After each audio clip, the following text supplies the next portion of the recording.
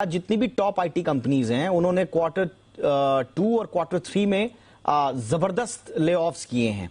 ये मैं भारतीय आईटी कंपनीज की बात कर रहा हूं। और जो इंटरनेशनल कंपनीज हैं वो तो लगातार ले ऑफ्स कर ही रही हैं।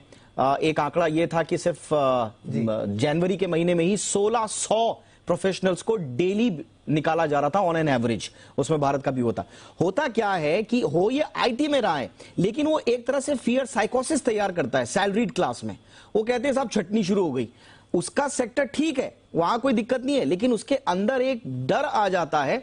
मोहित जी, क्या ये बात सही है? ये जो साइकोसिस आती है इसके बाद थोड़ा सा गवर्नमेंट को, क्या आपको लगता है कि जो इंटरेस्ट रेट साइकिल है उसको रिवर्स कर देना चाहिए? अभी आप लगातार बढ़ा रहे हैं, अब थोड़ा सा रुक जाइए। एक फियर साइकोसिस अगर पैदा हो गया है तो रिवर्स कर देंगे तो शायद कहीं राहत मिले, एक ब्रीदिंग स्पेस मिले कंज्यूमर को भी और इंडस्ट्री को भी।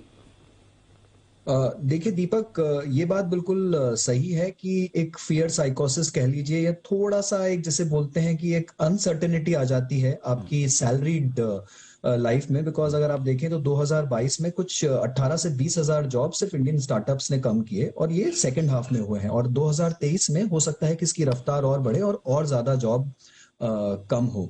और जैसा कि यूएस में भी हम देख रहे हैं तो भारत में उसका असर आना ही आना है।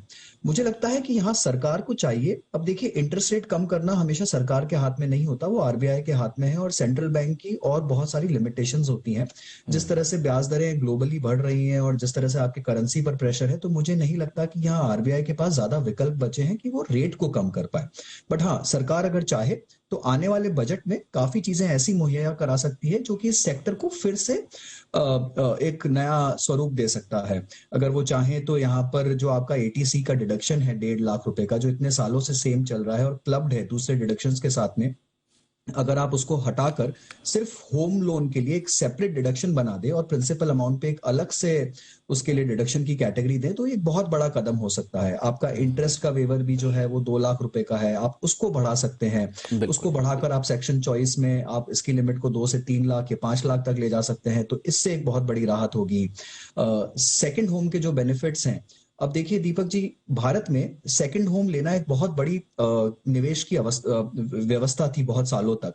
वो पूरी तरह से चरमरा गई है क्योंकि रेंटल यील्ड्स इतनी कम है।